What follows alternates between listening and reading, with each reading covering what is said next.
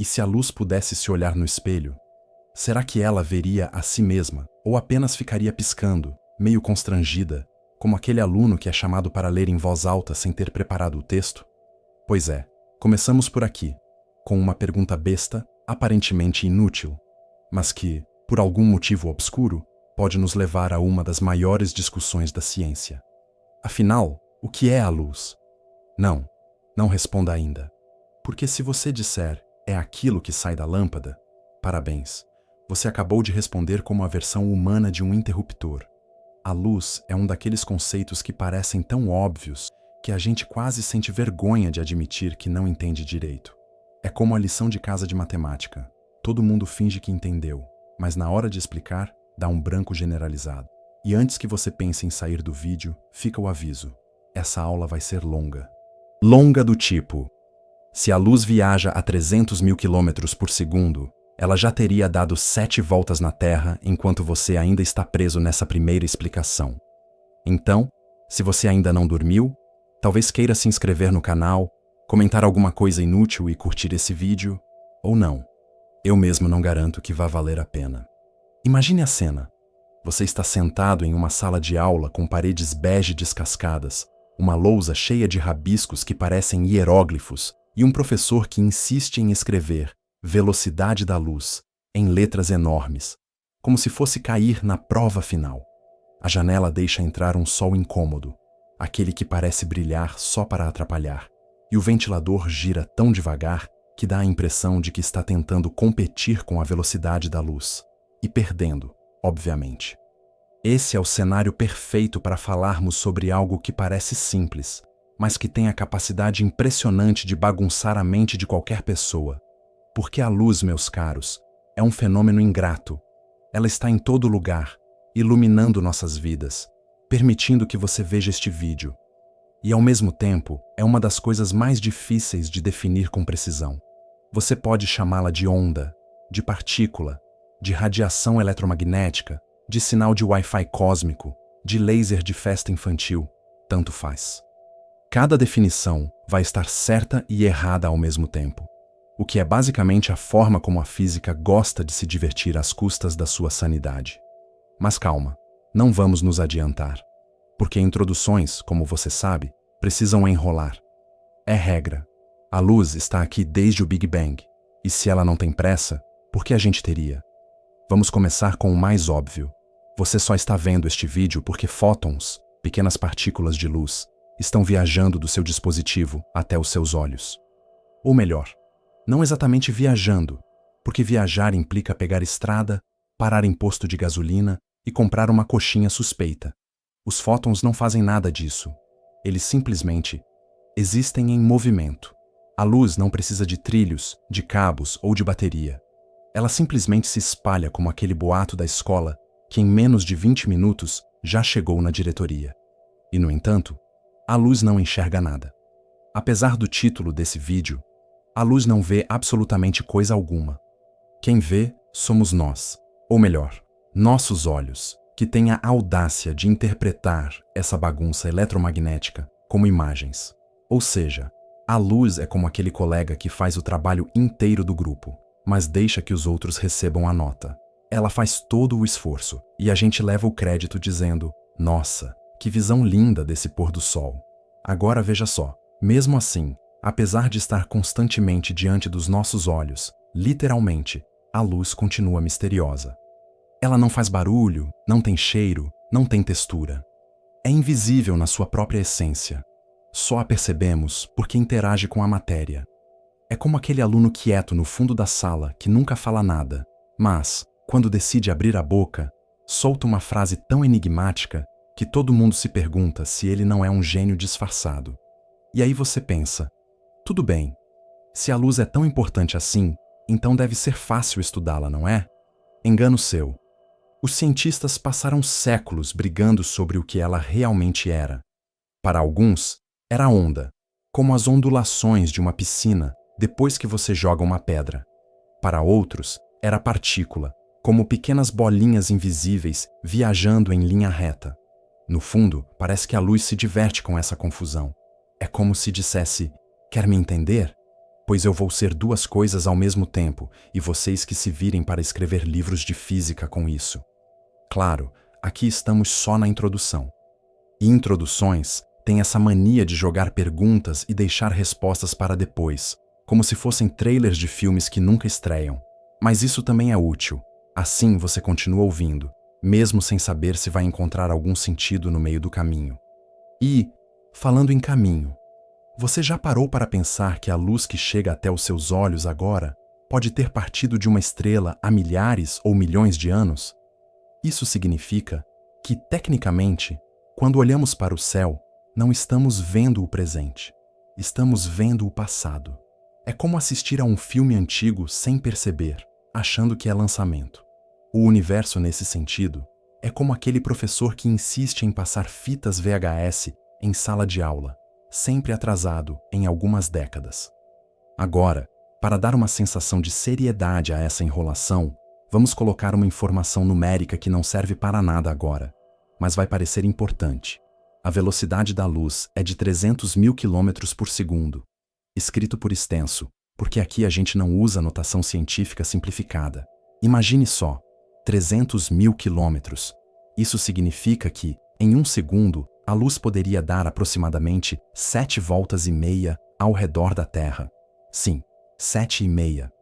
Ou seja, se ela fosse um aluno que esqueceu o material em casa, já teria ido buscar e voltado para a escola antes mesmo de o professor terminar de fazer a chamada.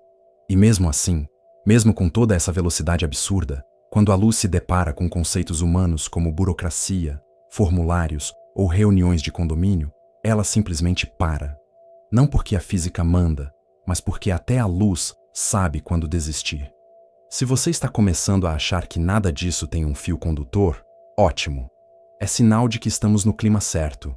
Porque a ciência, quando mal explicada de propósito, parece um grande conjunto de parágrafos soltos que, no fim, formam uma narrativa.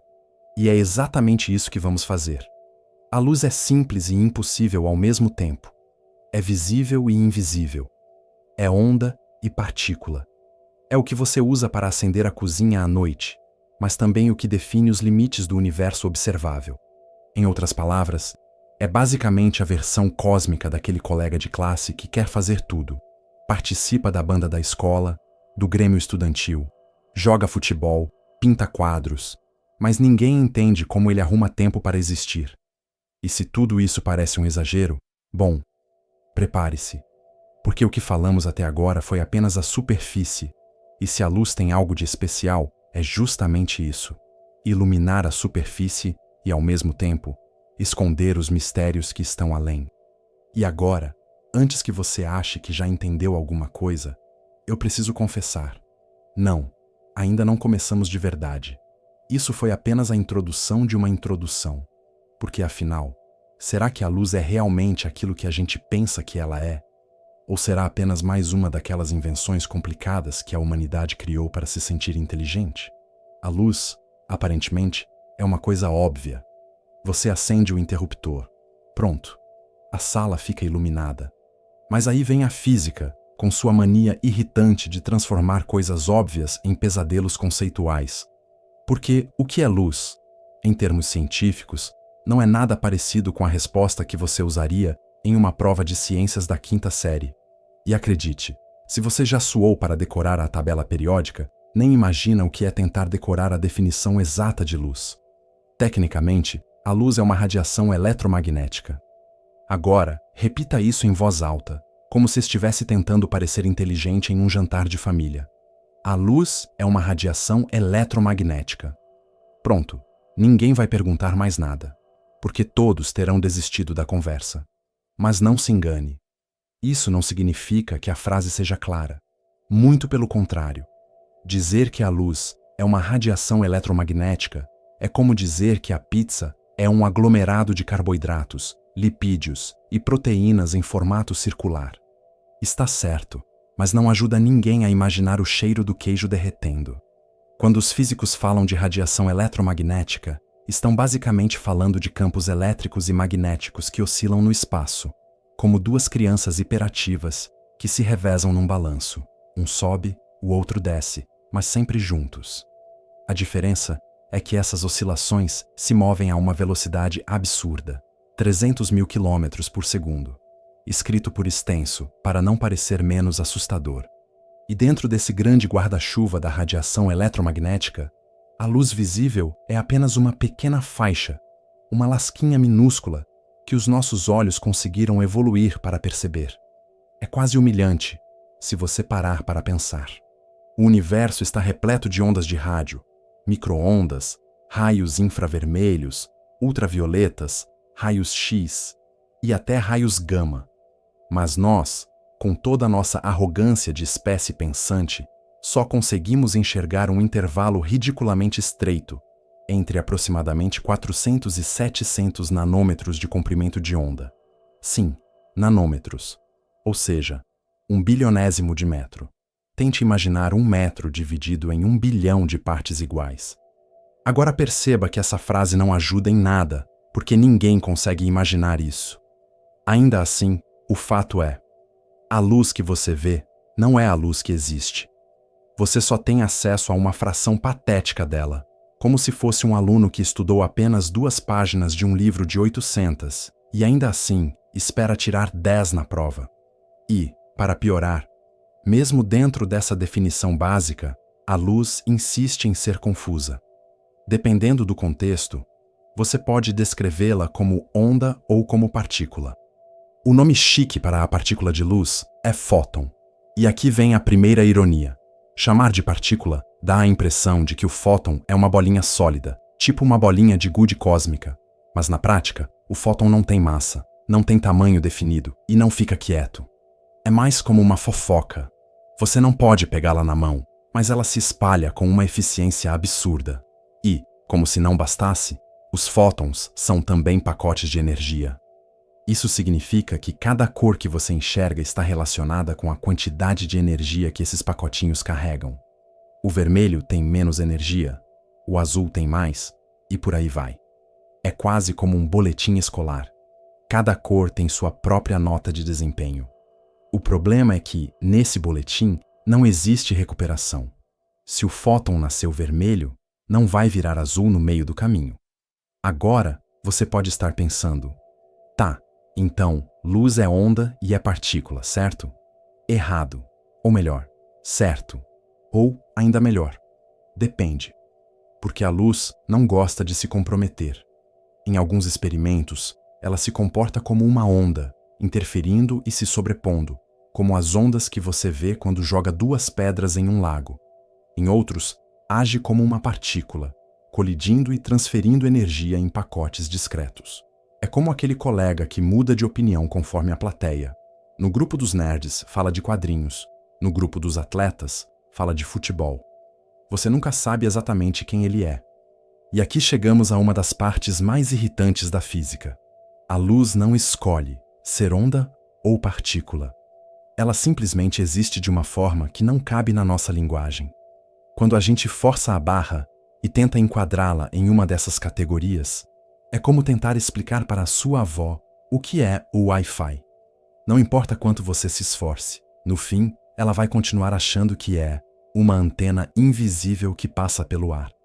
Mas o ponto crucial é, a definição de luz nunca foi óbvia. Durante séculos, filósofos e cientistas quebraram a cabeça tentando entendê-la. Uns diziam que era uma substância que emanava dos olhos. Sim, havia teorias de que o ato de enxergar consistia em raios saindo dos nossos olhos e tocando os objetos. Uma ideia que hoje parece absurda. Até você lembrar que, mesmo em pleno século XXI, ainda existem pessoas que acreditam em astrologia baseada em aplicativos de celular. Então talvez não seja tão absurdo assim. Outros achavam que a luz era simplesmente algo que se propagava instantaneamente. Isso também fazia sentido. Afinal, você acende uma vela e, aparentemente, a luz já está lá, sem atraso perceptível. Mas aí vieram experimentos mostrando que não, a luz tem sim uma velocidade finita. Muito rápida, mas não infinita. Essa descoberta por si só já foi suficiente para arruinar muitas noites de sono de físicos antigos. E aqui estamos nós, hoje, com toda a tecnologia moderna, ainda repetindo definições enroladas e confusas para estudantes que só queriam saber se isso cai na prova, porque no fundo, a definição de luz é tão instável quanto o trabalho em grupo da 7ª série. Ninguém faz a mesma coisa, ninguém concorda em tudo, e, no final, o resultado é um resumo cheio de contradições. Portanto, quando alguém pergunta o que é luz, a resposta mais honesta seria: depende do dia, depende do experimento e depende da paciência do professor. Mas não se preocupe, porque isso é apenas o começo da confusão. A parte divertida vem quando a gente percebe que a definição não é suficiente. E precisamos mergulhar no histórico, na filosofia e até nas brigas de ego entre cientistas que tentaram responder essa mesma pergunta séculos atrás. E claro, nada disso explica por que, quando você entra numa sala escura, sempre dá uma topada no móvel mais doloroso possível antes de achar o interruptor. Mas essa já é outra questão, que talvez comece a ser iluminada na próxima aula. Muito antes de alguém inventar palavras como radiação eletromagnética ou fóton, a humanidade já olhava para a luz com um misto de medo, fascínio e preguiça de entender. E convenhamos, fazia todo o sentido. Imagine-se vivendo há alguns milhares de anos, sem eletricidade, sem celular, sem nem mesmo aquela lanterna vagabunda do seu chaveiro que só funciona quando você não precisa dela. Para nossos antepassados, a luz era literalmente a fronteira entre a sobrevivência e o caos. Sol durante o dia? Maravilha! Você pode caçar, plantar, fugir de animais que claramente são mais fortes que você. Escuridão à noite? Bem, aí resta torcer para não virar jantar de alguma criatura com olhos brilhantes. Não é à toa que praticamente todas as civilizações antigas deram um status quase divino à luz. Os egípcios tinham Ra, o deus Sol, que fazia o favor de nascer e morrer todos os dias, como se fosse um funcionário exemplar que nunca falta ao trabalho. Os gregos veneravam Hélio, que atravessava o céu em sua carruagem brilhante, como se o céu fosse apenas uma pista de corrida. E os astecas? Esses levavam tão a sério a importância da luz solar que chegaram a acreditar que o Sol só continuaria nascendo se eles alimentassem o cosmos com sacrifícios humanos. Uma solução, digamos, um pouco mais radical do que simplesmente pagar a conta de energia elétrica em dia. Essa ligação da luz com o sagrado não é coincidência. A luz era, para os povos antigos, sinônimo de vida. Plantas cresciam com o sol, animais se orientavam pela claridade, e os próprios seres humanos conseguiam não tropeçar tanto em raízes e pedras quando havia luminosidade suficiente. Em outras palavras, sem luz não havia organização, não havia calendário, não havia agricultura.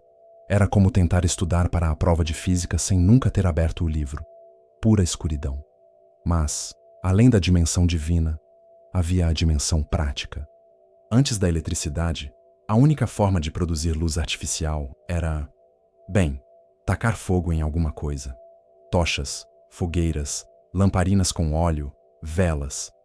A história da iluminação humana é basicamente a história de descobrir materiais que queimam sem matar todo mundo por intoxicação. Os romanos, por exemplo, usavam lamparinas de óleo para iluminar banhos públicos e casas, o que devia ser uma combinação interessante de glamour e fuligem. Já a Idade Média foi marcada por velas de sebo, que não só iluminavam mal, como ainda soltavam um cheiro nada agradável. Imagine estudar latim à luz de uma vela fedorenta, em uma sala fechada, com mais 20 pessoas igualmente mal-humoradas. Sim, era exatamente tão divertido quanto parece. No entanto, o fascínio pela luz não era apenas religioso ou utilitário. Já havia, desde cedo, uma tentativa de entender como ela funcionava. Filósofos gregos como Empédocles defendiam a ideia de que a luz saía dos nossos olhos e tocava os objetos, algo que hoje soa absurdo, mas que de certa forma faz sentido. Afinal, quando você abre os olhos, parece que o mundo aparece diante de você. É quase intuitivo pensar que estamos atirando raios oculares para fora. O problema é que essa teoria implicaria que, quando fechamos os olhos, deveríamos enxergar tudo no escuro instantaneamente, o que claramente não acontece. Mas é fácil julgar com o conforto do LED. Difícil era pensar nisso sem óculos, sem microscópio e sem internet. Já Platão e Aristóteles tinham suas próprias opiniões sobre a luz, cada qual mais enrolada que a outra. Aristóteles, por exemplo, acreditava que a luz não era uma substância em si, mas um tipo de qualidade que se propagava através de um meio. É o tipo de explicação que parece convincente até você perceber que não explica absolutamente nada. É como responder à pergunta por que o céu é azul com por que ele não é verde. A Idade Média trouxe outra camada para essa história. Com a ascensão do pensamento cristão, a luz passou a ser associada diretamente ao divino, e não apenas como metáfora. Escritores medievais falavam da luz da verdade, da luz de Deus, transformando o fenômeno físico em um símbolo de pureza espiritual. Enquanto isso, cientistas árabes como Ibn al-Haytham, conhecido no Ocidente como Alhazen, faziam experimentos sérios com câmeras escuras e reflexão da luz, lançando as bases da óptica moderna. Ou seja, de um lado, igrejas enchendo manuscritos de metáforas luminosas. De outro, estudiosos trancados em quartos escuros testando como a luz realmente se comportava. Dois mundos paralelos, igualmente fascinados pelo mesmo fenômeno, mas por razões completamente diferentes. Curiosamente, essa tensão entre o místico e o científico nunca desapareceu de todo. Ainda hoje, usamos expressões como ver a luz para falar de revelação espiritual, mesmo que na prática, o que você esteja vendo seja só o farol de um carro na contramão. Isso mostra como a luz continua carregando significados que vão muito além da física, e não podemos esquecer. Antes da modernidade, a luz natural determinava o ritmo da vida. O conceito de dia útil estava limitado à quantidade de claridade que entrava pela janela. Sem lâmpadas, não existia esse negócio de trabalhar até tarde no escritório. A noite era o território do descanso, das histórias contadas ao redor da fogueira e de, eventualmente, alguns assaltos, porque sempre há quem use a escuridão a seu favor. Só com o advento das lâmpadas a gás, no século XIX, é que as cidades começaram a brilhar de madrugada, transformando noites escuras em vitrines para a modernidade. A transição da luz natural para a artificial foi um dos maiores choques culturais da humanidade. Imagine uma cidade inteira que, até então, ficava mergulhada em sombras depois do pôr do sol, de repente sendo iluminada por postes a gás. Para alguns era progresso, para outros era apenas uma forma de estragar a boa e velha escuridão. Sempre tem quem reclame, afinal. E, se você acha tudo isso meio exagerado, lembre-se, ainda hoje, um simples apagão é capaz de paralisar uma metrópole inteira. Sem luz, o Wi-Fi cai, o elevador para, a geladeira começa a descongelar e, de repente, estamos todos de volta à Idade Média, acendendo velas de supermercado e fingindo que não temos medo do escuro. A luz continua sendo tão fundamental quanto sempre foi, só que agora a dependência ficou mais sofisticada. Portanto, quando falamos em definição de luz, não estamos apenas falando de ciência pura. Estamos falando de uma construção cultural, histórica, religiosa e prática. A luz não é apenas um fenômeno físico que viaja a 300 mil quilômetros por segundo. Ela também é uma metáfora, um recurso e, em alguns momentos, uma desculpa para justificar comportamentos humanos que nada têm a ver com física. Mas se até agora falamos da visão quase poética que a humanidade tinha da luz, falta entrar na parte em que alguns cientistas decidiram brigar com ela de verdade. Porque, entre deuses solares e velas fedidas, sempre existiu alguém teimoso o suficiente para apontar um prisma para um raio de sol e dizer: tem algo errado aqui. E como toda boa aula interminável, é justamente aí que a confusão começa a ficar interessante. Era uma vez um senhor chamado Isaac Newton.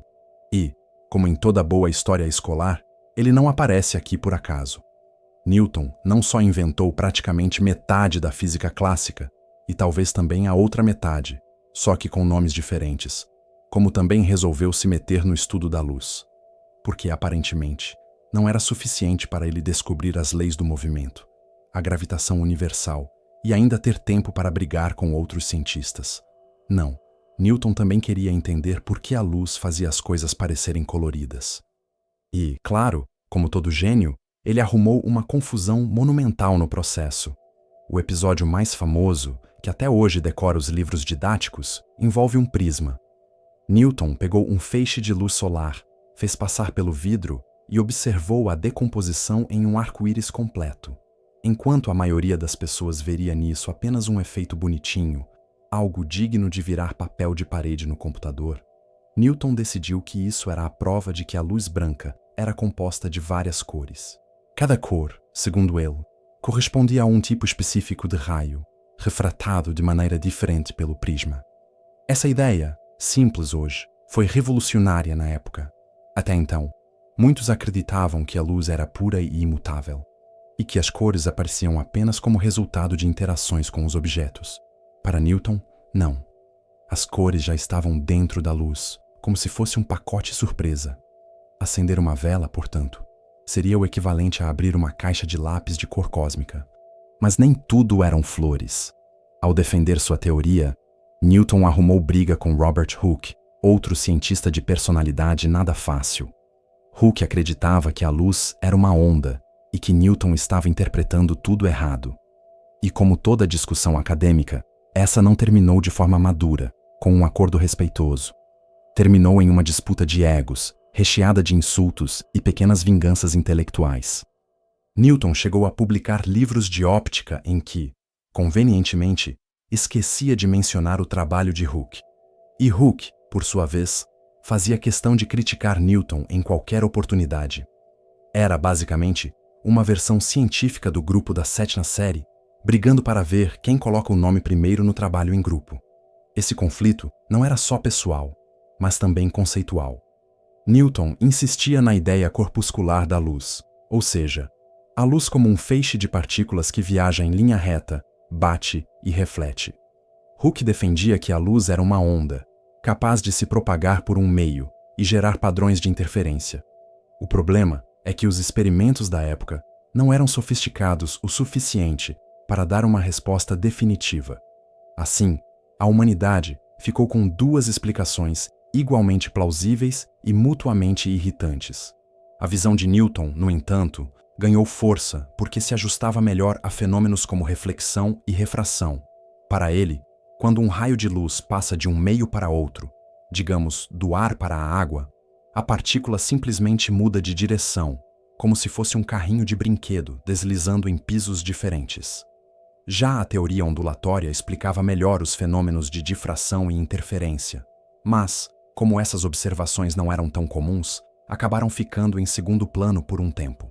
O curioso é que, enquanto Newton brigava com prismas e cores, ele também desenvolvia as leis da mecânica e inventava o cálculo. Sim, o mesmo cálculo que até hoje assombra estudantes e faz professores ouvirem a clássica pergunta: mas isso cai na prova? O fato de que uma única pessoa se envolvia com tantos temas ao mesmo tempo é um lembrete cruel de que alguns cérebros funcionam em modo ultra performance, enquanto nós mal conseguimos lembrar a senha do e-mail. De qualquer forma, a contribuição de Newton para a óptica foi gigantesca. Seus experimentos e teorias moldaram a forma como pensamos a luz durante mais de um século. A ideia de que a luz branca contém todas as cores se tornou não só uma verdade científica, mas também uma metáfora cultural. Falar da luz branca se decompondo em cores virou quase um clichê para ilustrar diversidade, pluralidade ou qualquer discurso motivacional de palestra corporativa. Pouco importa se os palestrantes entendem refração. O arco-íris newtoniano está lá, brilhando no PowerPoint. Mas, claro, não podemos romantizar demais. O próprio Newton, apesar de brilhante, não tinha exatamente um temperamento fácil. Era obcecado por reconhecimento, guardava rancores e tinha o hábito de não aceitar críticas muito bem. Em outras palavras, ele seria aquele colega de classe que, além de fazer todo o trabalho, ainda guardaria mágoa eterna se você não colocasse o nome dele em negrito na capa. E aí entra o detalhe mais delicioso da história. Newton defendia sua teoria corpuscular com unhas e dentes. Mas séculos depois, seria provado que Hooke tinha boas razões ao insistir no caráter ondulatório da luz. A ironia é que ambos estavam certos e errados ao mesmo tempo. algo que, de certa forma, combina perfeitamente com a personalidade dos dois. Nenhum queria ceder, então o universo deu razão para ambos, só para ver a confusão continuar. Esse debate entre partículas e ondas se tornaria central para a física nos séculos seguintes. Era como se a luz fosse uma aluna indecisa, que não sabe se prefere a turma de humanas ou de exatas, e então decide se matricular nas duas ao mesmo tempo. Para os cientistas, isso era um tormento. Para a luz, provavelmente era só mais uma terça-feira qualquer. E é interessante notar que esse tipo de disputa não é exclusividade da física. Em praticamente todas as áreas do conhecimento, quando alguém propõe uma nova ideia, sempre surge outro alguém para dizer que está errado. Isso porque, no fundo, a ciência é menos sobre descobrir verdades absolutas e mais sobre organizar brigas de gente muito inteligente em torno de perguntas sem resposta definitiva. E poucas coisas ilustram isso tão bem quanto a Guerra Fria entre Newton e Hooke a respeito da luz. Seja como for, os experimentos de Newton com prismas abriram um novo campo para os estudos da óptica. As cores deixaram de ser apenas uma questão estética ou religiosa e passaram a ser entendidas como propriedades físicas da luz. Uma revolução tão grande quanto a própria descoberta da gravidade. E ainda assim, esse não seria o fim da história. Porque, como todo bom tema escolar, sempre há mais camadas de confusão esperando para serem reveladas. E, se até aqui falamos de prismas, cores e brigas acadêmicas, ainda falta encarar a verdadeira pergunta que ficou no ar. Afinal, a luz é onda ou é partícula? A resposta, como você pode imaginar, não vai ser simples.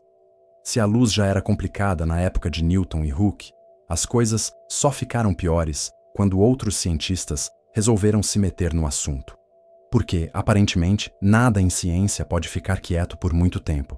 Sempre tem alguém disposto a pegar uma teoria estabelecida, olhar com cara de desconfiança e dizer: acho que não é bem assim.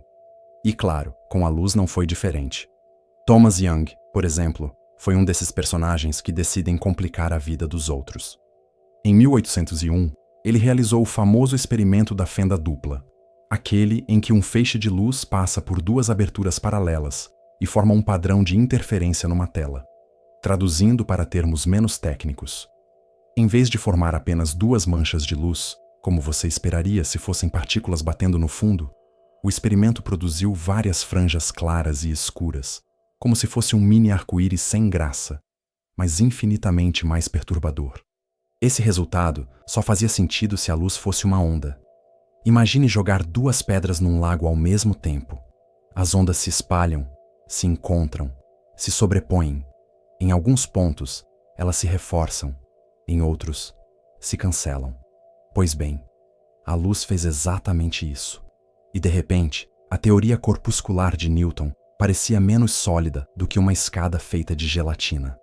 Maxwell entrou em cena algumas décadas depois e resolveu escrever equações para tudo. Suas equações de campo eletromagnético, que não vou colocar aqui porque não é esse tipo de tortura que se aplica antes de dormir, mostravam que a luz era de fato uma onda eletromagnética. Campos elétricos e magnéticos oscilando em direções perpendiculares e se propagando no espaço.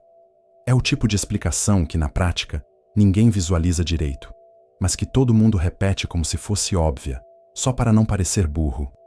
E foi assim que, por um tempo, a teoria ondulatória da luz triunfou. A comunidade científica respirou aliviada. Finalmente, podiam parar de discutir se era onda ou partícula, porque agora estava resolvido. Era onda. Ponto final. Até que Einstein apareceu. E, como sempre, bagunçou tudo de novo. Einstein, com seu famoso estudo sobre o efeito fotoelétrico, mostrou que a luz podia, sim, se comportar como partículas discretas de energia. Quando você incide luz em certos metais, os elétrons são ejetados, mas só se a frequência da luz for suficientemente alta. Não adianta aumentar a intensidade de uma luz vermelha fraca. Só quando você usa uma luz azul ou ultravioleta é que os elétrons saem voando. Isso parecia indicar que a luz vinha em pacotes, os tais fótons, e não como uma onda contínua. Einstein ganhou o Prêmio Nobel de Física por isso, e não pela teoria da relatividade, o que é quase uma piada interna da ciência. Ou seja, Voltamos à estaca zero. A luz era onda, mas também era partícula. Era as duas coisas ao mesmo tempo. Uma dualidade insuportável para qualquer mente que preze pela lógica linear. Tente imaginar explicar isso para uma sala de adolescentes. Então, turma, a luz é uma onda, mas também é uma partícula. Depende do experimento. É tipo quando o colega de classe finge que é engraçado no recreio, mas na frente da diretora vira o aluno modelo. Naturalmente, ninguém entende nada. Essa confusão se tornou um dos pilares da física quântica. Porque, para tornar as coisas ainda mais divertidas, a dualidade onda-partícula não é exclusiva da luz. Elétrons, prótons, até mesmo átomos inteiros também podem exibir comportamento ondulatório. Em resumo, o universo inteiro parece sofrer da mesma indecisão que a luz. Ora onda, ora partícula, ora nenhum dos dois. E é aqui que começamos a perceber como a ciência gosta de humilhar nossa intuição. Tudo o que parece simples e direto, como luz é só aquilo que ilumina, de repente se torna um labirinto conceitual. Você se sente como aquele aluno que estuda todo o conteúdo errado para a prova e descobre no dia que a professora trocou o capítulo. Mas claro, esse não foi o fim da história, porque, como sempre, à medida que entendíamos um pouco da luz, novas camadas de mistério surgiam. Maxwell havia mostrado que a luz era apenas uma pequena parte de um espectro muito maior, o espectro eletromagnético.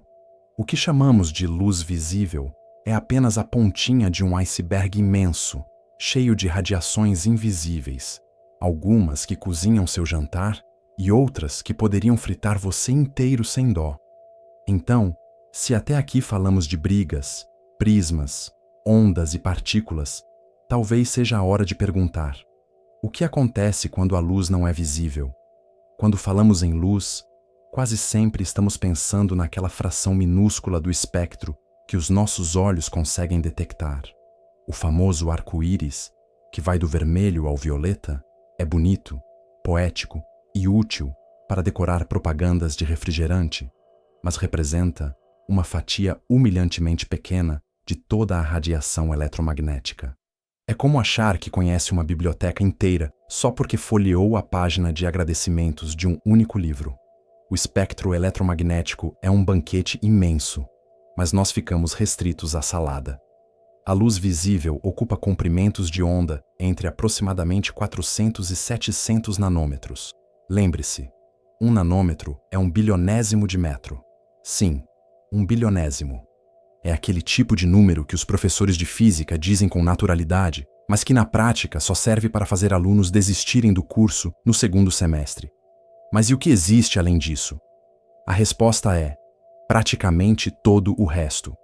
Para um lado, temos o infravermelho, que vai de 700 nanômetros até 1 milímetro. É aquela radiação simpática que você não vê, mas sente como calor. O infravermelho é a razão pela qual você consegue sentir a presença de um forno ligado, mesmo sem encostar nele. É também o que permite câmeras de visão noturna captarem imagens quentes de corpos escondidos na escuridão. Em filmes, esse efeito parece incrível. Na vida real, é só uma imagem borrada em tons de verde que parece saída de um videogame dos anos 90. Seguindo mais adiante, chegam as micro-ondas. Sim, as mesmas que aquecem sua pipoca e, com sorte, não explodem sua tigela de vidro. As micro-ondas têm comprimentos de onda que variam de 1 milímetro até 1 metro. E se você acha estranho pensar que a luz e o seu forno de micro-ondas pertencem à mesma família, prepare-se. Até o seu Wi-Fi é, tecnicamente, luz invisível. Ou seja, enquanto você acredita estar conectado sem fio, na verdade está mergulhado num banho constante de radiação eletromagnética. Confortante, não é? Depois vêm as ondas de rádio, que são ainda maiores e podem ter comprimentos de onda de quilômetros inteiros. São essas que permitem que estações de rádio, televisão e celulares funcionem. E aqui vale a ironia inevitável. Quando você escuta aquela música ruim tocando na FM, saiba que no fundo é só luz em um comprimento de onda diferente, viajando pelo espaço para torturar seus ouvidos. Agora, se em vez de aumentar o comprimento de onda a gente diminui, entramos na região do ultravioleta. Essa radiação, que vai de 380 nanômetros até cerca de 10 nanômetros, é sorrateira, invisível aos nossos olhos, mas suficientemente energética para causar queimaduras na pele e, eventualmente, câncer. É como aquele colega de sala que parece inofensivo, mas que, aos poucos, destrói seu trabalho em grupo de dentro para fora. Mais abaixo ainda, temos os raios X. Sim, aqueles que o dentista usa para ver seus dentes, ou que médicos aplicam para examinar fraturas. Os raios X atravessam tecidos moles com facilidade, mas são barrados pelos ossos, criando imagens que mais parecem fotocópias mal reveladas. E claro, há também os raios gama, os mais energéticos de todos, com comprimentos de onda menores que 1/1000º de metro. Essa radiação é emitida em processos nucleares e astrofísicos violentos. Em resumo, não é o tipo de luz que você gostaria de encontrar em um passeio no parque. E aqui está o detalhe interessante. Todo esse arsenal de radiações, do rádio ao gama, é a mesma coisa. É tudo luz. A única diferença é a frequência, que pode ser escrita como 1 dividido pelo comprimento de onda multiplicado pela velocidade da luz. Sim, aquela equação chata que se resume a quanto menor o comprimento de onda, maior a energia da radiação. E é justamente isso que transforma ondas de rádio em transmissões tranquilas e raios gama em potenciais armas de destruição. Se fosse para traduzir isso numa analogia escolar, porque afinal, essa aula interminável precisa de exemplos inúteis, o espectro eletromagnético seria como uma turma de alunos muito estranhos. No canto da sala, temos o aluno das ondas de rádio, grande, preguiçoso, lento, que ocupa espaço demais, mas não faz mal a ninguém. No outro extremo, sentado na ponta da carteira, temos os raios gama, pequenos, nervosos, hiperativos e perigosos. E no meio, claro, estão os alunos medianos, luz visível, infravermelho, ultravioleta, tentando parecer normais, mas falhando miseravelmente. O que complica ainda mais é que, mesmo sem enxergar a maior parte do espectro, nós vivemos mergulhados nele. Todos os dias, sua pele sente infravermelho, seu celular usa micro-ondas, seu rádio capta ondas gigantes e seu médico usa raios X. É como se estivéssemos numa festa enorme, mas só conseguíssemos conversar com meia dúzia de convidados, enquanto os outros fazem barulho ao fundo. E essa constatação levanta uma questão incômoda. Será que a realidade que enxergamos é apenas uma versão limitada do universo? Porque, se a maior parte da radiação é invisível para nós, o que será que estamos deixando escapar? Imagine tentar entender uma música ouvindo apenas 2 notas no piano. Você até reconheceria algum padrão, mas perderia completamente a harmonia da composição. Talvez seja exatamente isso que acontece conosco e a luz. Vivemos num espetáculo completo, mas só conseguimos assistir a um fragmento patético dele. E claro, essa reflexão não resolve nada. Pelo contrário, só aumenta a sensação de que estamos perdidos. Mas não se preocupe. Perder-se é parte essencial da ciência. E nada ilustra melhor essa confusão do que os experimentos que tentaram mostrar o comportamento da luz de maneira definitiva. Experimentos que, ironicamente, só deixaram tudo ainda mais estranho. O experimento da fenda dupla é um daqueles casos em que a ciência parece mais interessada em criar crises existenciais do que em oferecer respostas. Thomas Young, no início do século XIX, teve a brilhante ideia de pegar um feixe de luz e fazê-lo passar por 2 fendas paralelas, muito próximas uma da outra. Se a luz fosse formada apenas por partículas, deveríamos ver, na tela de fundo, 2 manchas bem definidas, correspondendo a cada fenda. Simples, direto, algo que qualquer pessoa minimamente racional esperaria. Mas, claro, a natureza não gosta de ser racional. O que Young encontrou foi um padrão de interferência, várias franjas alternadas de claro e escuro, como se a luz tivesse decidido brincar de fazer ondas, sobrepondo-se em alguns lugares e cancelando-se em outros. Esse resultado só fazia sentido se a luz fosse uma onda. Foi um choque para a comunidade científica, que até então ainda tentava digerir a ideia de Newton de que a luz eram partículas. A fenda dupla foi, portanto, A primeira grande demonstração de que a luz não estava interessada em se encaixar nas definições humanas, mas o pior ainda estava por vir. Porque quando o mesmo experimento foi repetido mais tarde, usando fontes de luz extremamente fracas, algo desconfortável aconteceu. Mesmo enviando fótons individuais, um de cada vez, o padrão de interferência ainda aparecia. Era como se cada fóton sozinho passasse pelas duas fendas ao mesmo tempo e interferisse consigo mesmo. Isso não faz sentido algum. É como se um aluno conseguisse estar ao mesmo tempo colando na prova e denunciando a cola para o professor. Esse comportamento deu origem ao que chamamos de dualidade onda-partícula. A luz se comporta como onda quando ninguém olha muito de perto, mas como partícula quando tentamos medi-la. É um caso clássico de quer agradar a todos, mas no fundo só confunde. Os físicos modernos dizem que o fóton não escolhe ser onda ou partícula. Ele é descrito por uma função de onda, que colapsa em uma realidade específica quando medimos. Isso parece uma explicação, mas na prática é apenas uma frase chique para dizer: não temos ideia de como isso funciona, mas vamos fingir que temos. E como se não fosse suficiente, surgem os experimentos de observação. Quando se coloca um detector para verificar por qual fenda a luz passa, o padrão de interferência desaparece. A luz passa a se comportar como partícula, obedientemente, como se tivesse percebido que está sendo vigiada. É quase humano demais. A luz, aparentemente, se comporta melhor quando sabe que está sendo observada. Como aquele aluno que só presta atenção quando o professor para na frente da sua carteira. O que esse comportamento significa? Bom, depende de quem você pergunta.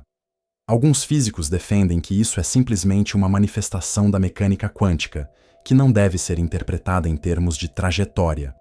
Outros preferem dizer que a própria realidade é de alguma forma probabilística e que o ato de medir altera o resultado. Para o cidadão comum, isso só soa como um pretexto elegante para justificar por que a lâmpada do banheiro às vezes pisca sem motivo.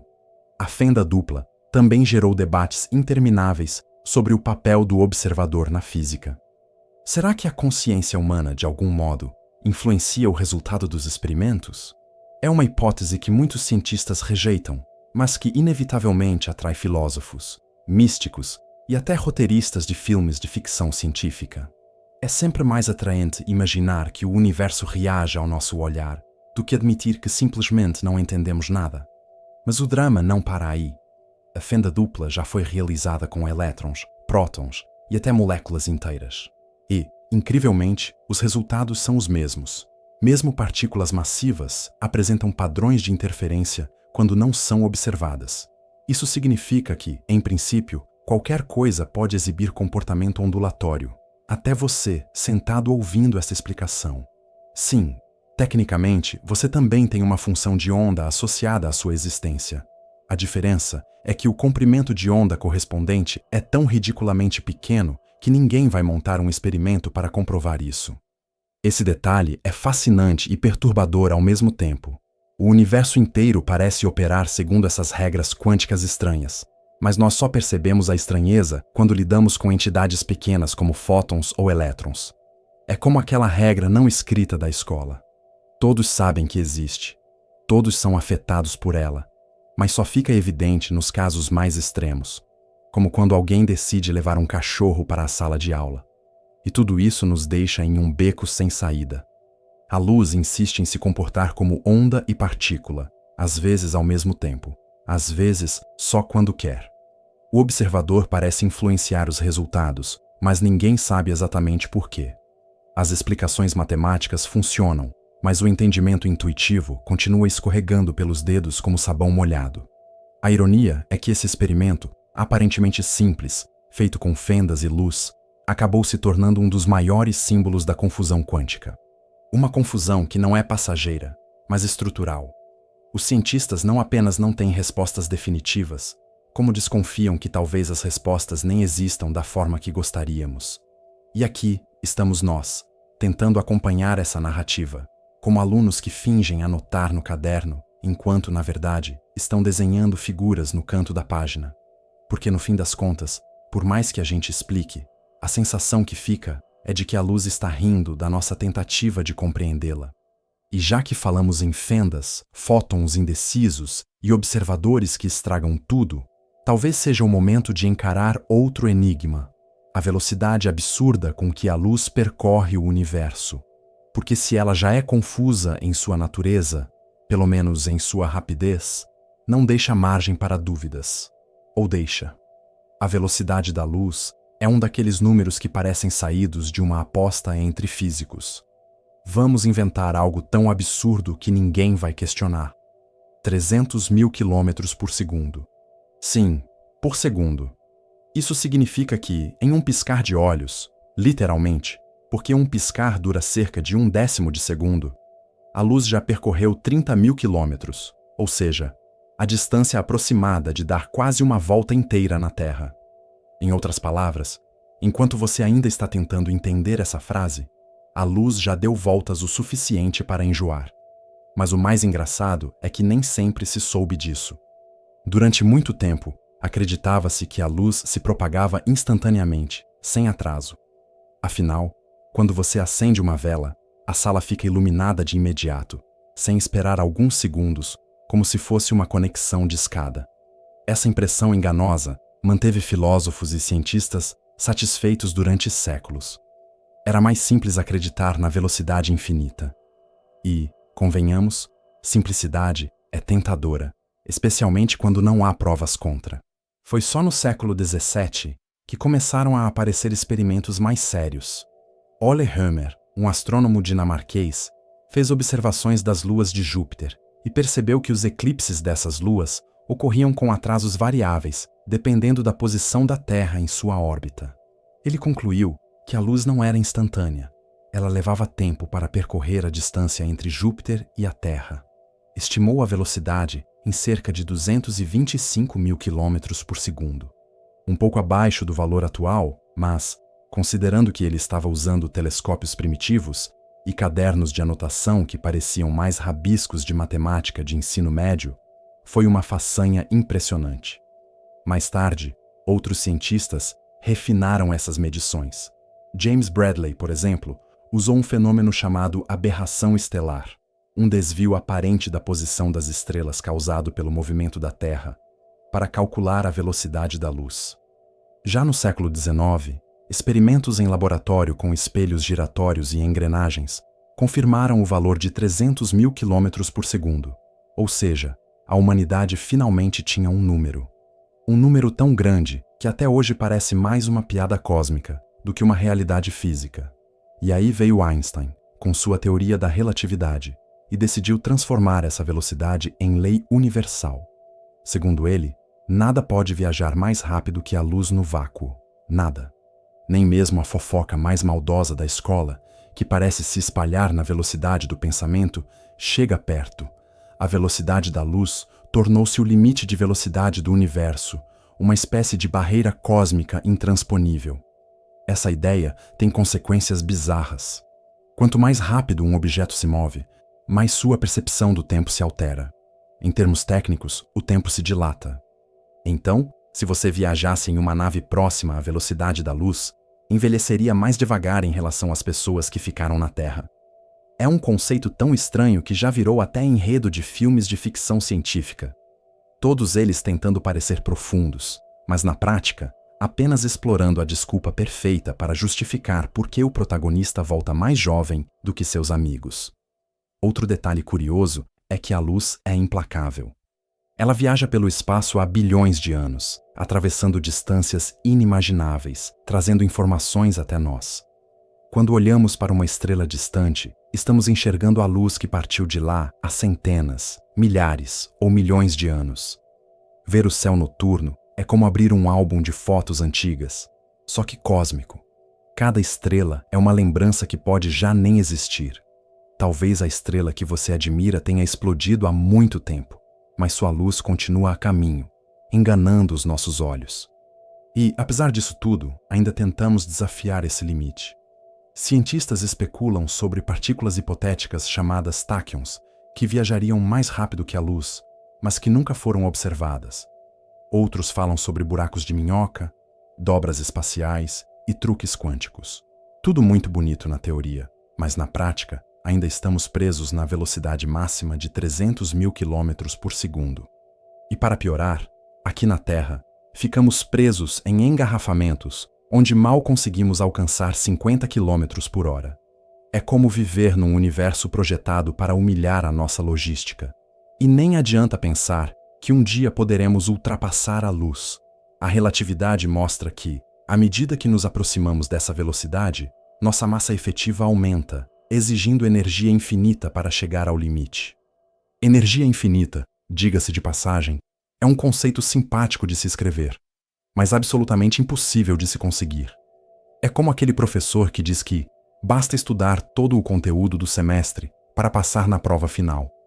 Em teoria, é viável. Na prática, não acontece. A velocidade da luz também influencia diretamente na forma como entendemos o espaço e o tempo. O famoso espaço-tempo da relatividade une as duas coisas em um só tecido, no qual a luz desenha os limites do que é possível observar. O universo observável é, portanto, delimitado não pelo tamanho real do cosmos, mas pelo tempo que a luz teve para viajar desde o Big Bang. Em outras palavras, nós só conseguimos ver até onde a luz conseguiu chegar em 13 bilhões e 800 milhões de anos. O que existe além disso continua invisível, não porque não exista, mas porque ainda não tivemos acesso ao sinal. É como tentar assistir a uma série sem ter internet suficiente para carregar o episódio. E, mesmo com todo esse rigor, não paramos de encontrar paradoxos. A luz viaja rápido, mas não instantaneamente. Define os limites do espaço e do tempo, mas também nos deixa olhando para o passado.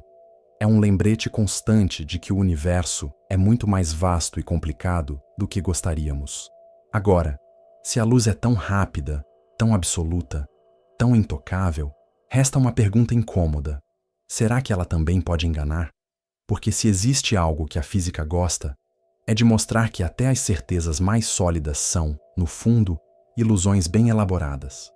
A luz tem essa mania irritante de parecer sempre confiável, como aquele colega que você jura que nunca cola na prova, mas que, de repente, é flagrado com um bilhete dobrado dentro da borracha.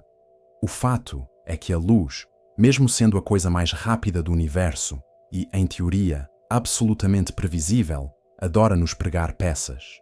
Ela engana os nossos olhos, distorce as nossas percepções e cria fenômenos que, na prática, são o equivalente físico de uma pegadinha de mau gosto. Tomemos, por exemplo, o arco-íris. Ele parece inofensivo, bonito, quase poético, mas é, na verdade, um truque elaborado da refração e reflexão da luz nas gotículas de água. Quando um raio de luz solar entra em uma gota de chuva, ele sofre refração, reflexão interna e depois uma nova refração ao sair. O resultado? A decomposição da luz branca em suas cores constituintes. Parece mágico, mas é pura geometria ótica, e como toda mágica, depende de você estar no ângulo certo. O arco-íris que você vê não é o mesmo que o seu vizinho vê. Cada pessoa enxerga um arco-íris ligeiramente diferente, porque cada observador está em um ponto único de reflexão da luz.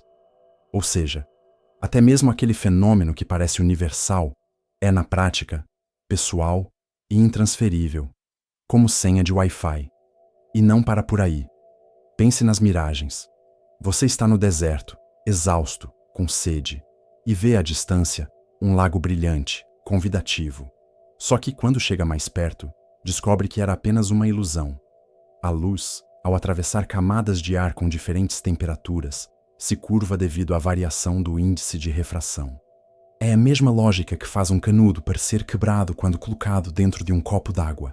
A diferença é que, no deserto, em vez de decepcionar uma criança em um almoço de domingo, a miragem decepciona viajantes desesperados. Outro exemplo clássico são as ilusões de ótica. Aquelas figuras que parecem se mover, mas não se movem. Linhas retas que parecem tortas. Quadrados que parecem de cores diferentes quando, na verdade, são idênticos. Tudo isso não é defeito da luz, mas do nosso cérebro, que interpreta sinais luminosos de forma criativa. Nosso sistema visual não é uma câmera perfeita. Ele faz suposições, preenche lacunas, exagera contrastes. É como aquele aluno que responde à prova com confiança, mesmo sem ter estudado nada, só porque acha que faz sentido. Às vezes acerta. Na maioria das vezes, não. E temos também os fenômenos atmosféricos, como halos solares e lunares. Eles acontecem quando cristais de gelo na atmosfera refratam a luz, formando anéis brilhantes ao redor do Sol ou da Lua. Antigamente, esses fenômenos eram interpretados como presságios, desgraças, pestes, guerras iminentes. Hoje sabemos que é apenas óptica atmosférica, mas ainda assim continuamos impressionados. A diferença é que agora tiramos fotos e postamos no Instagram, com legendas como "O universo mandando sinais". O que não deixa de ser, ironicamente, a mesma lógica medieval, só que com mais filtros digitais. E claro, não podemos esquecer da refração que acontece na água.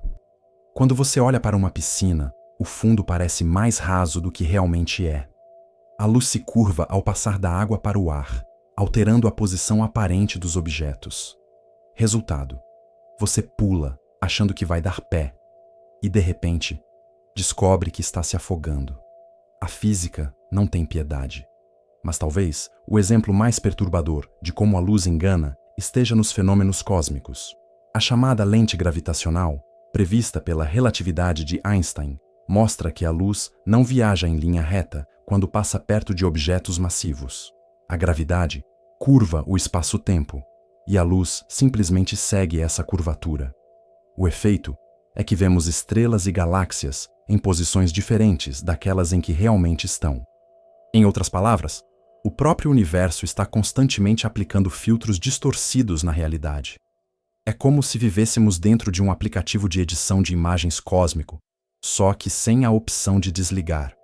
E como se não bastasse, ainda temos a questão das cores.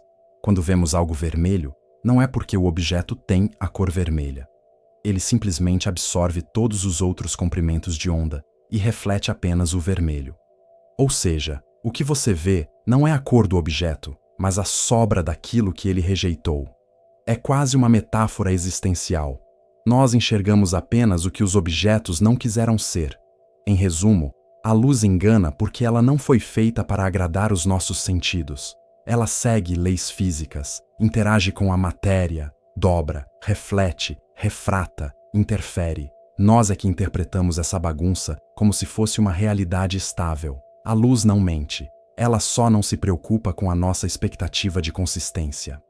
É como aquele professor que diz: "Eu nunca prometi que a matéria ia ser fácil. Vocês que interpretaram errado." E claro, todas essas ilusões, todos esses enganos, não nos impedem de depender da luz para absolutamente tudo. Continuamos acreditando no que vemos, mesmo sabendo que o que vemos pode não ser real. Talvez seja uma questão de sobrevivência. Talvez seja pura preguiça. O fato é que ninguém vai parar diante de um arco-íris e dizer: "Ah, isso é só refração em gotículas de água." As pessoas preferem acreditar que existe um pote de ouro. E, sinceramente, quem pode culpá-las? Mas, se a luz pode enganar os nossos olhos e distorcer a nossa percepção, também é verdade que ela molda a própria vida. Porque, sem luz, não haveria visão, não haveria fotossíntese. E, muito provavelmente, não haveria nós aqui para reclamar disso tudo. Então talvez seja a hora de perguntar: o que acontece quando a luz deixa de ser apenas um fenômeno físico e passa a ser a base da própria existência biológica? A luz não é apenas um espetáculo físico ou um truque de ótica. Ela é, literalmente, a base da vida na Terra. É a nossa moeda biológica de troca, a energia fundamental que mantém tudo funcionando, desde as plantas do seu jardim até a capacidade de você enxergar este texto com seus olhos cansados. Sem luz, não haveria fotossíntese, e sem fotossíntese, não haveria oxigênio. Ou seja, sem luz, não haveria você, nem eu, nem ninguém para assistir a esta aula interminável que, ironicamente, só faz sentido porque a luz existe. Comecemos pelas plantas, aquelas criaturas silenciosas que, apesar da fama de imóveis, são as verdadeiras engenheiras do planeta. Elas usam a luz solar para converter dióxido de carbono e água em glicose, em um processo chamado fotossíntese. A equação é simples, e como sempre, escrita por extenso para aumentar o peso dramático. Dióxido de carbono mais água, em presença de luz, gera glicose mais oxigênio. É quase uma receita de bolo, só que em escala planetária. O detalhe irônico é que as plantas não aproveitam toda a luz. Elas utilizam preferencialmente o vermelho e o azul, refletindo o verde, e é por isso que enxergamos a vegetação verdejante. Sim, o planeta é verde não porque as plantas escolheram ser assim, mas porque rejeitam o verde como energia útil. Basicamente, vemos as plantas na cor daquilo que elas não querem.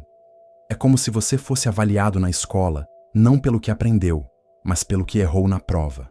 E essa energia capturada não fica só nas plantas.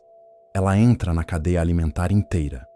Herbívoros comem plantas, carnívoros comem herbívoros, onívoros comem ambos, e no fim, toda a energia que circula nos ecossistemas é, no fundo, luz reciclada em diferentes formatos de lanche.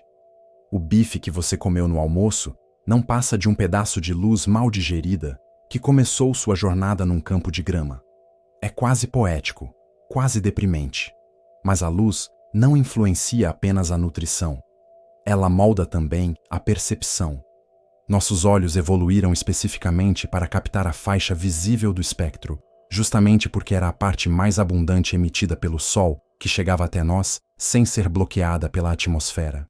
Ou seja, enxergamos o que o ambiente deixou passar. O que chamamos de realidade visual não é a realidade inteira, mas apenas um filtro evolutivo prático. Nós vemos o suficiente para não tropeçar em pedras e para reconhecer predadores escondidos, mas ignoramos ondas de rádio, infravermelho e ultravioleta, porque, aparentemente, a natureza achou que não valia o esforço.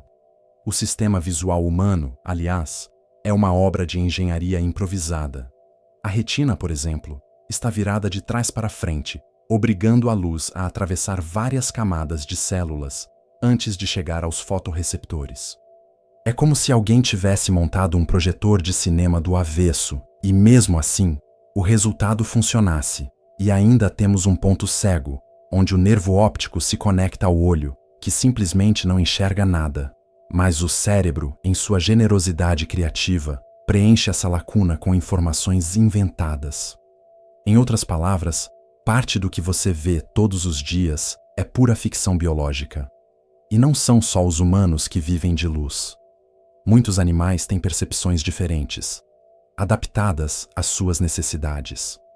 Abelhas veem ultravioleta. Aves enxergam um espectro mais amplo que o nosso. Serpentes percebem infravermelho. Cada espécie constrói sua própria versão do mundo, moldada pelo tipo de luz que consegue captar. Assim, o que chamamos de realidade objetiva nada mais é do que um mosaico de perspectivas luminosas diferentes, um verdadeiro trabalho em grupo da sétima série em que cada aluno faz sua parte mal feita, mas no fim, ainda assim, entregam algo que parece funcionar. E a relação entre luz e vida vai além da visão. Muitos organismos produzem luz própria em processos chamados de bioluminescência. Vemos isso em vagalumes, em algumas espécies de peixes abissais e até em fungos. É como se a vida, insatisfeita com a quantidade de luz disponível, tivesse decidido improvisar lâmpadas internas. E cada espécie usa esse talento para algo diferente: atrair parceiros, caçar presas ou simplesmente assustar predadores. A bioluminescência é, portanto, a versão biológica do neon, chamativa, desnecessária e incrivelmente eficiente. Os seres humanos, claro, também aprenderam a usar a luz para além da simples sobrevivência. Desde o fogo nas cavernas até as lâmpadas LED modernas, estamos constantemente tentando domesticar a luz. Mas, antes de chegarmos à artificialidade tecnológica, não podemos esquecer que a própria evolução foi moldada pelos ciclos de luz e escuridão. O ritmo circadiano, aquele relógio interno que regula nosso sono, nossa fome e até nossa capacidade de prestar atenção na aula, depende da alternância entre dia e noite. O problema é que inventamos a eletricidade e, com ela, destruímos essa relação natural. Agora, ficamos acordados até tarde, encarando telas brilhantes que nos convencem de que ainda não é hora de dormir. É como se tivéssemos declarado guerra à nossa própria biologia com lâmpadas fluorescentes. E tudo isso só reforça um ponto. Sem luz, não haveria vida como conhecemos. Ela está na base da energia, da percepção e até da organização social. Desde o momento em que o sol nasce e define o ritmo do dia, até o instante em que as plantas produzem o oxigênio que respiramos, estamos presos a um fio invisível de dependência luminosa. A vida é, em última instância, um subproduto da luz, um acidente biológico alimentado por fótons.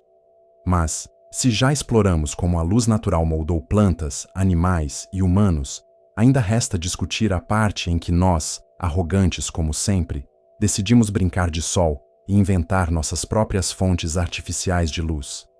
Porque, aparentemente, depender apenas da estrela mais próxima não era suficiente para a espécie que adora desafiar os limites da paciência universal. Desde que os primeiros humanos descobriram como controlar o fogo, começamos nossa longa e um tanto desajeitada carreira de imitadores do sol. Porque, convenhamos, depender apenas da luz natural era extremamente limitante. O sol nasce, o sol se põe e pronto. Você já não enxerga mais nada. É como depender de um professor que só aparece em metade das aulas. Então, cedo ou tarde, tivemos de inventar nossas próprias soluções para iluminar a escuridão. Algumas engenhosas, outras fedidas, quase todas perigosas. O fogo foi, claro, a primeira lâmpada da humanidade. Uma fogueira não era apenas calor, mas também claridade. Permitindo estender as atividades além do pôr do sol, ela virou uma espécie de prolongamento da vida útil do dia. Mas havia problemas óbvios: fumaça sufocante, fagulhas traiçoeiras, risco constante de incendiar a própria caverna. Imagine estudar para uma prova à luz de uma fogueira, enquanto ao lado, um amigo tenta não morrer intoxicado. Não é exatamente o ambiente mais propício para o aprendizado. Depois vieram as tochas e lamparinas. Um recipiente com óleo ou gordura animal, um pavio improvisado e pronto. Iluminação portátil. Portátil, claro, desde que você não se importasse em carregar algo que poderia pingar óleo quente no seu pé a qualquer momento. Era luz, sim, mas também era uma ameaça ambulante. A Idade Média inteira foi iluminada dessa forma, entre castiçais de cera, lamparinas de sebo e, eventualmente, lustres elaborados em palácios. Quanto mais velas, mais luxo, e de quebra, mais fumaça. No século XIX, o mundo começou a se transformar. Primeiro com o gás, que permitiu iluminar ruas inteiras de cidades. Foi o nascimento da iluminação pública moderna. Paris e Londres, por exemplo, ganharam fama de metrópoles iluminadas, e andar pelas ruas deixou de ser uma aventura noturna no escuro. Mas o sistema também tinha seus perigos. Vazamentos, explosões e acidentes eram comuns. De fato, entrar em uma rua iluminada a gás era quase como andar em um corredor escolar cheio de experimentos de química improvisados. Tudo funcionava, mas com risco permanente de dar errado. E então veio o verdadeiro salto: a lâmpada elétrica. Thomas Edison costuma receber os créditos, embora outros inventores tenham trabalhado na mesma ideia. A lâmpada incandescente era simples e genial. Uma corrente elétrica passava por um filamento de carbono, aquecendo-o até que ele emitisse luz. Um pequeno sol particular, controlado e doméstico. Não havia fumaça, não havia chamas, apenas eletricidade convertida em claridade. É difícil imaginar hoje o impacto cultural dessa invenção. Subitamente, a humanidade não estava mais limitada pelo ciclo solar. Era possível trabalhar à noite, estudar até tarde e até inventar a insônia moderna, alimentada por lâmpadas que nunca se apagavam. Mas, como sempre, não paramos por aí. A lâmpada fluorescente entrou em cena, oferecendo mais eficiência, menos calor, mais luz. O resultado foi uma iluminação mais fria, mais branca e, para alguns, mais deprimente. Escritórios, escolas e hospitais foram colonizados por esse brilho impiedoso que parece sugar a alma lentamente. Se a lâmpada incandescente era calorosa, quase aconchegante, a fluorescente foi projetada com o mesmo carinho de uma reunião às 7 da manhã em uma segunda-feira chuvosa. E por fim, chegamos aos LEDs. Pequenos, duradouros, econômicos e incrivelmente versáteis, eles representam o triunfo da engenharia sobre a escuridão. Mas também têm seu lado irônico.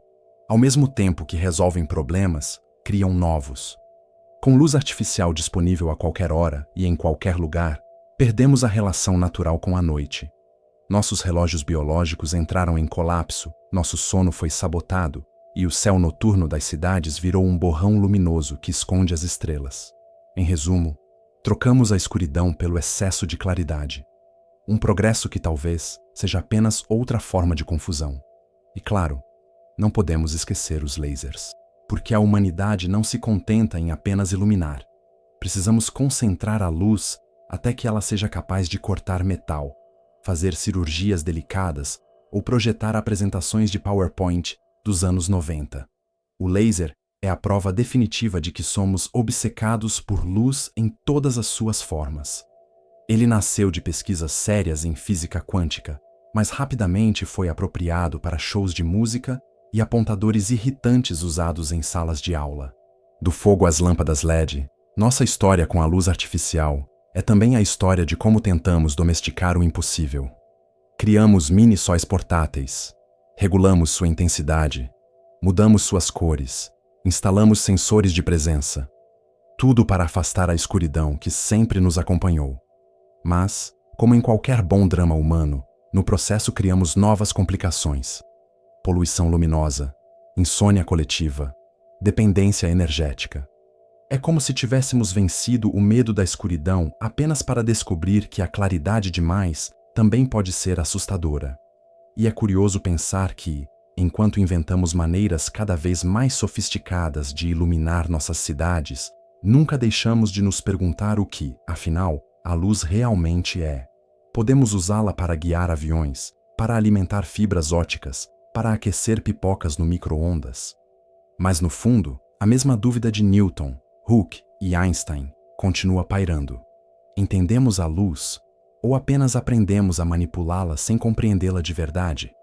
E se até agora falamos da luz como ferramenta e fenômeno físico, talvez seja a hora de encarar a questão mais desconfortável de todas. Será que a luz, com toda sua presença implacável, sabe alguma coisa sobre si mesma? Ou será que ela continua sendo apenas um enigma brilhante que ilumina sem nunca responder? E chegamos ao ponto em que, supostamente, eu deveria concluir alguma coisa. Mas, como acontece em quase todas as aulas longas demais, o professor já esqueceu a ordem dos slides, os alunos já estão olhando para o relógio e a pergunta que paira no ar não é: o que aprendemos hoje? Mas sim, isso vai cair na prova? E, sinceramente, nem eu sei responder. Falamos de ondas, partículas, prismas, Newton brigando com Hooke, plantas comendo fótons, estrelas que talvez já tenham explodido e até lâmpadas fluorescentes deprimidas. Mas será que, no fim, a luz ficou mais clara para nós? Ou será que continuamos no mesmo breu conceitual, só que com a sensação de que passamos muito tempo fingindo prestar atenção? Talvez a pergunta certa seja outra. Será que o universo tem um fim? Será que a luz um dia vai se cansar de viajar? Será que o arco-íris existe mesmo, ou é só uma versão cósmica de propaganda enganosa? Ou, mais provável ainda, será que estamos apenas aqui, enrolando, esperando o sono chegar? E tem também a questão do observador. Se ninguém estivesse ouvindo essa explicação, será que ela teria acontecido? Se a luz viaja a 300 mil quilômetros por segundo, mas você está deitado no sofá em velocidade zero, quem de vocês está mais produtivo? Se cada cor que você vê é só o resto do que os objetos não quiseram absorver, então, o que é que sobra de nós? Mas no fundo, pouco importa, porque conclusões definitivas são superestimadas. O universo não está preocupado em oferecer respostas claras, e eu também não deveria estar. A luz vai continuar brilhando, enganando, sustentando, e nós vamos continuar olhando para ela com cara de quem não entendeu nada. O que, para uma aula como essa, já é mais do que suficiente. Se você ainda estiver acordado, parabéns. Mas sério, vai dormir. Ou veja outro vídeo, tanto faz.